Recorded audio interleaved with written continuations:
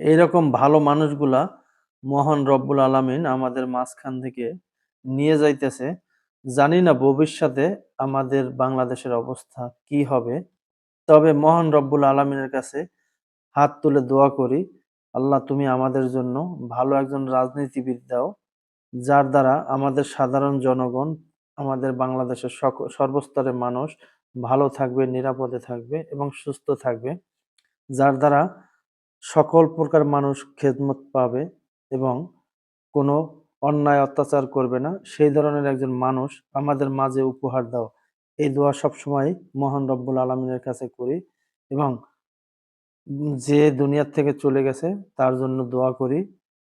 বেগম খালেদা জিয়া, তাকে যেন আল্লাহ জান্নাতুল ফেরদৌস দান করেন এবং সে দেশের জন্য অনেক ত্যাগ স্বীকার করেছেন, অনেক জুলুম অত্যাচারের শিকার হয়েছেন। সেই জন্য বলি, ভালো মানুষের জন্য পৃথিবীর সবাই কাঁদে। তার প্রমাণ আবারও এই দেখলেন বাংলাদেশের সকল মানুষ, সর্বস্তরের মানুষ তার জন্য দোয়া করতেছে।